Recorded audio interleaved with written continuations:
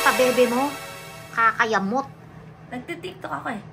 Tigilan mo ang pabebe. Ano ba yan? Tigilan mo yung pabebe. Hindi na nakakaganda yan. Gusto ko eh. Eh, Grabe mga bata helmet. Sa kongreso may pabebe din. mm. Pero yung pagka-pabebe na yan, Bidyo Kapara, yung ganyang klaseng attitude, Mm. medyo nakakabastos ha. Hindi lang pala medyo, nakakabastos siya. Oo Para naman. sa ating constitution, para sa ating mga kongresista, Oo. nakakabastos. At nakakainis, nakakaurat. Naku mga bata helmet, yan nga kasi yung mga sagot itong si Miss Cassie Ong.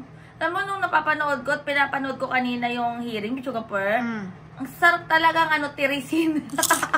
Parang, parang andun na yung sagot, nahuli na nga. Iwas pa Wala, rin. iwas pa rin. Ano sabi na? Iwas pusoy. Iwas pusoy. O, eto mga bata helmet, sa mga hindi nakapanood ng live kanina ng 4th Quadcom public hearing for EJK and Pogo, Yes! Ito yung mga highlights. Kasi, kanina pa po narinig ko that you are not involved in Lucky South 999 operation. But inadmit mo po that during your visit in PAGCOR to settle the accounts of Lucky South 999 with Harry Roque, bakit ikaw? Di ba sabi mo kanina, you're not involved in the operation of Lucky South 999? Then, all of a sudden, you represent Lucky South 999 sa PAGCOR na alam mo, pogong pinag-usapan doon, that the sublease agreement, not the sale of the property in which ang claim mo is real property lang kayo. And you've said na hindi ka involved sa Pogo. But now, you're confirming that you represent Lucky South 999 to settle the account of a Pogo licensee, which is Lucky South 999, doon sa PAGCOR. Napaka-inconsistent po. Hindi po. Bakit hindi? Nagbayad lang po ako at nag-present para sa Lucky South 99. Ayun yung problema. Pero po, okay lang po magsalita po. Yeah, tapos Pero mo. po, hindi po ako, wala po akong kinalaman. Mr. Chair, I'm sorry. We cannot allow this kind of attitude from Ms. Ong. Allow the members to finish their question, okay? Masyado kang pa-cute eh. Hindi po. Pasensya na rin po. So let it be a reminder to you, Miss Cassie, na patapusin mo munang magtanong ang ating mga membro bago ka sumagot. Okay po. Pasensya na po. Please proceed. Lastly, And address the chair, Mr. Chair. Ask her, direct her to address the chair. And address the chair. Pag sasagot ka, address the chair.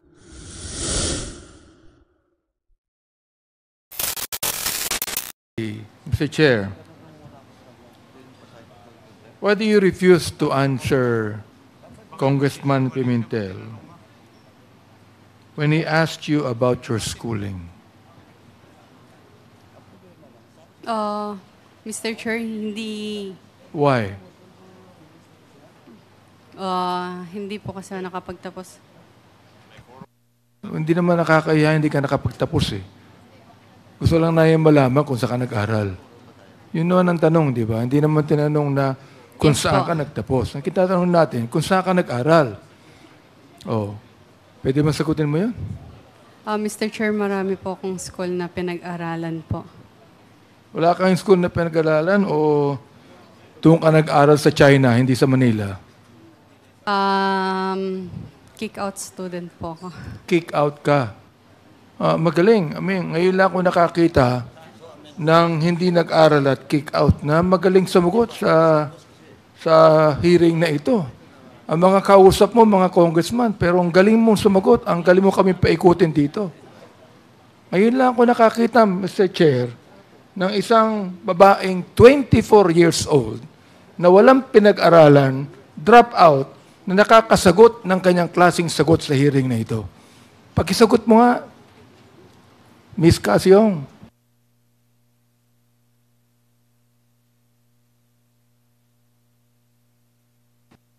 Hindi mo kaya ang sagutin?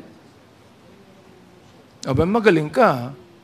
Sapagkat napapaikot kami lahat dito. Oo. Siguro mamaya si Congressman Romy ako magtatanong sa iyo. Pero ito ang sabihin ko kaya na pa ako nakikinig Mr. Chair at nakikita ko na marunong ka may alam ka, edukado ka.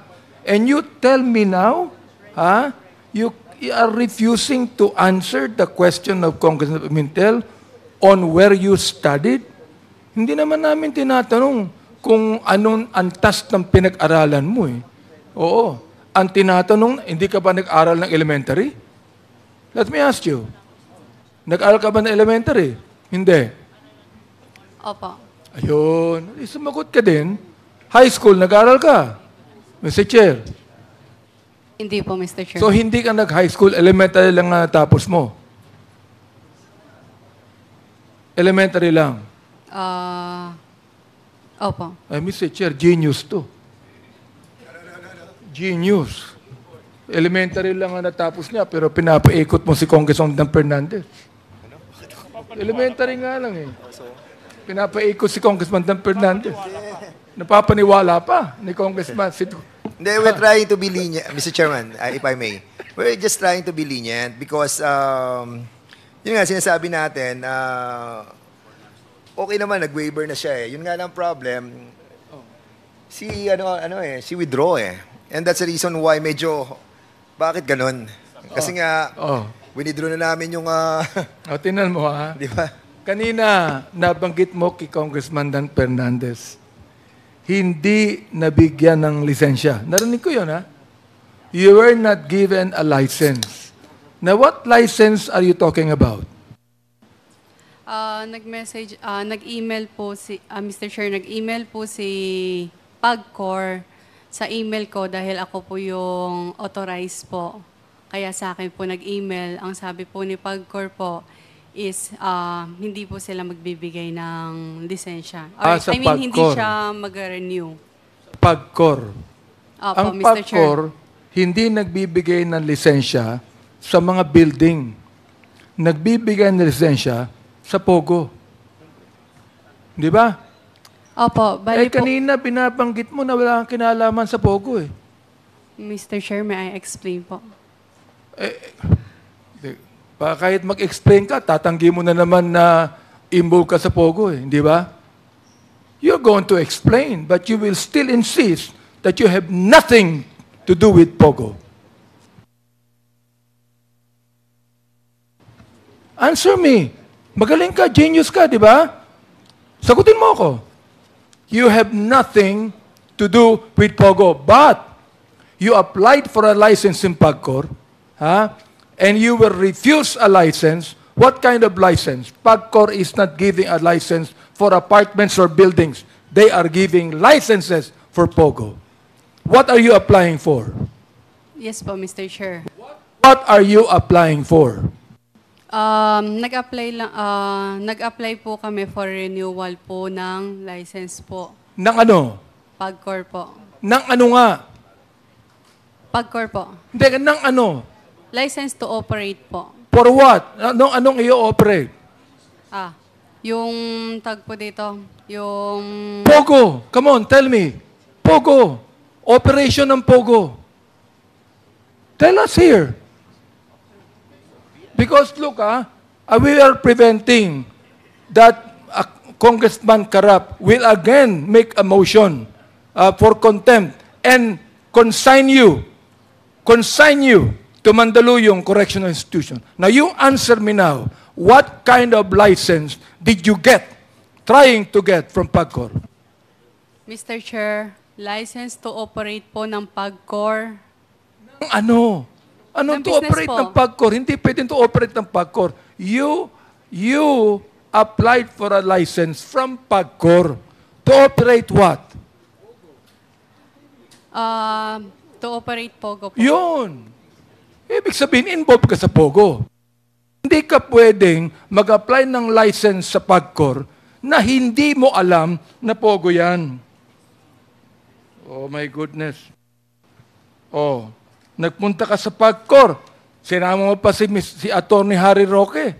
Si Atty. Harry Roque naman, sapagkat alam mo may influence sa PAGCOR yan, nagpasama ka sa kanya at nagbayad ka pa ng dollar sa PAGCOR. According to Chairman Altenco. Am I right? Back charges. Nagbayad ka. Am I right? Yes po, Mr. Chair. Ano yung binayaran mo? Utang po. Utang Lucky ng South. ano? Utang mo? O No. utang ng po ano? ng Lucky South sa Therefore, Pagcor po. kung hindi ka kasama sa Lucky South, bakit ikaw ang nagbabayad ng utang ng Lucky South sa Pagcor, Mr. Chair?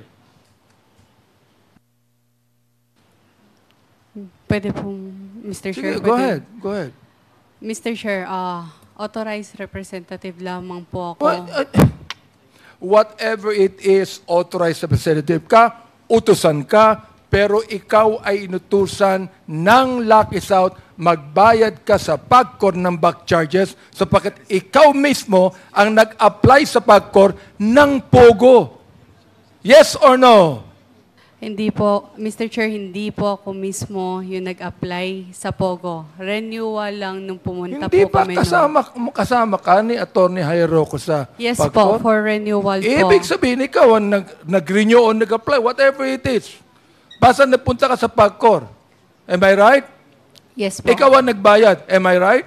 Yes po, Mr. Chair. At ang binayaran mo sa Pagcor, ukol yun sa POGO. Am I right? Yes or no? Huwag kang mag-isinungaling dito. Yes po, Mr. Kahit Chair. genius kasi- ka, hindi mo kayang paikutin. Kaming dalawa ni Congressman Romy Acop. Si Congressman Dan, kaya hindi mo pa pinapaikot yan eh.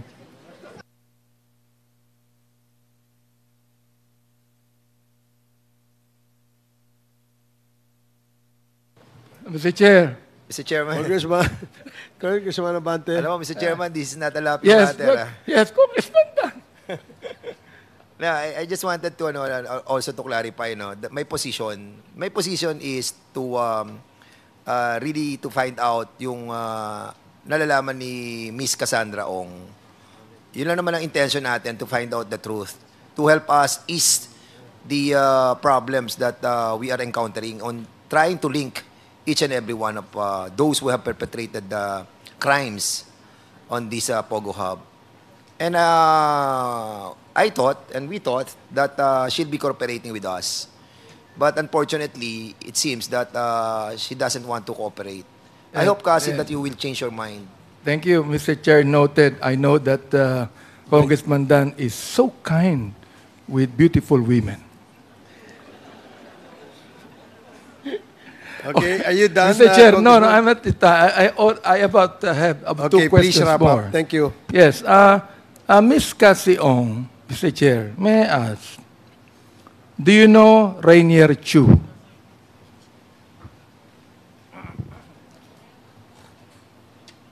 Do you know Rainier Chu?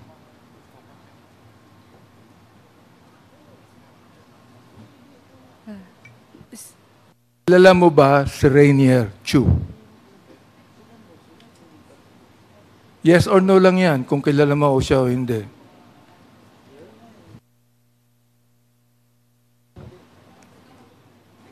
Do you refuse to answer if you know? Tanungin natin, Kilala mo ba si Rainier Chu?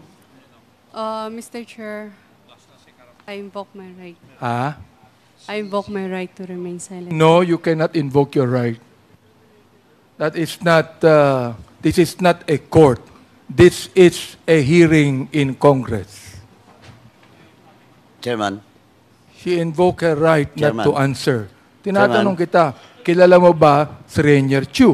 Okay, before that, Congressman Abante, is this a interjection? yes, Mr. Chairman, if the good congressman... Although Abante our will- ground rules does not allow interjections, but the chair will allow you to speak.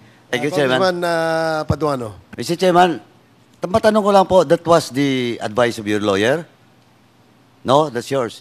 Now, ang ano kasi dito sa House, sa inquiry in aid of legislation, if the question and your answer will be incriminating to you.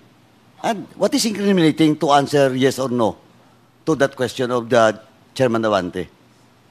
Wala eh. Wala akong nakitang incriminating.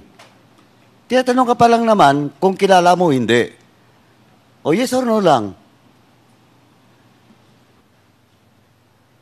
Pakisagot mo lang, kilala mo ba si Mr. Rainier Chu? Mr. Chair, pwedeng hindi ko po siya sagutin.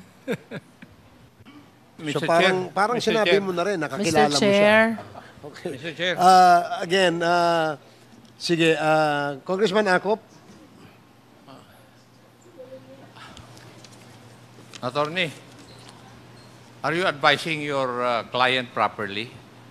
Because according to our rules, the refusal to answer any question which is not incriminatory to the resource persons, he can be cited in contempt. Alam nyo naman po siguro yun. So, kindly advise your lawyer kasi,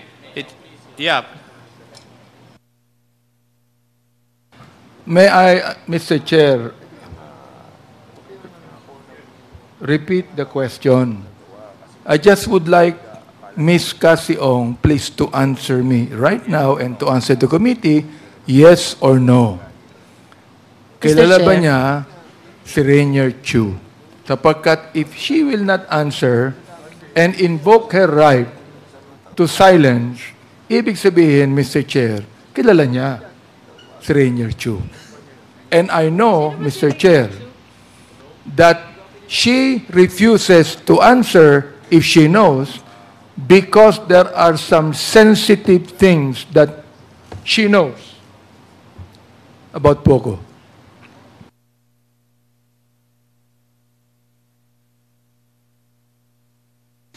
So your 30 seconds is up. Kasi, kilala mo ba si Mr. Rainier Chu? Kakilala po. Okay. Yun. Pero po, again, hindi ko po siya, parang, O, yun ang susunod kong tanong. Ano ang pagkakilala mo sa kanya? again, hindi ko po siya sobrang close po. Pero kilala ka niya. Hindi mo siya masyadong kilala, pero kilala ka niya at kilala ka niya na ikaw ay involved sa Pogo Hub. Hindi ko Again, sinayo mo na kanina na ang binayaran mo sa Pagcor Pogo involved ka. Please, Miss Ong, please. Sapagkat you have been answering, kahit noon pa, I was asking you, na sinasabi mo palagi, hindi ka involved sa Pogo, hindi mo alam ang Pogo. Right now, anyone can be caught in the mouth. Okay? A fish is always caught in the mouth. Unless otherwise, you use a net. Alright? So therefore, ngayon, inaamin mo sa committee ito na you know about Pogo. Inaamin mo na yung Lucky South, Pogo ang negosyo. Yes or no?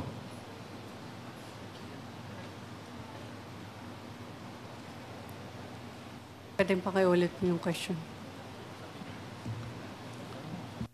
Mr. Chair, ang lakas na ho ng boses ko para hindi nyo marinig yung sinabi ko Mahina din ba tenga mo?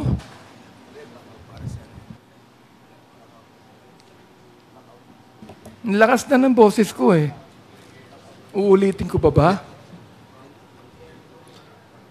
If I may, Mr. Chair. Congressman Nabante, if I may, just a few, Alam mo, kasi, sa tingin ng marami naming mga kasamaan dito, ikaw ay ginamit na dami. Ikaw ay dami ng mga taong nasa likod nitong Pogo. Ang sunod na tanong, ikaw ba alam mo na illegal yung mga ginagawa o hindi? Kaya nga binibigyan ka namin ng pagkakataon. Dahil pwede mo namang sabihin na ginamit ka, na dami ka lang. Hindi ba? Kasi kung sasabihin mo, ipipilit mo na ikaw ay isang investor dyan, baka tanungin namin magkano ininvest mo at hindi ka magsalita, mas mananagot ka sa amin. Pangalawa, saan galing yung pera mo? Diba, sinabi mo kanina, nabanggit mo sa mother mo. Na yung mother mo, I'm sorry to hear that, she passed away already. Pero tatanungin namin, saan galing? Yung mother mo ba, may negosyo? Meron bang binabayad na buwis? Magkano bang naipon ng mother mo? Gusto mo bang umabot tayo sa ganun? Kaya alam mo, yung mga tanong na tinatanong ng mga kasamahan namin dito, kasi kami alam na namin na ikaw ay ginamit lang Ikaw ay dami ka lang dito. At merong mga tao nasa likod nito na hindi mo mabanggit for some reason.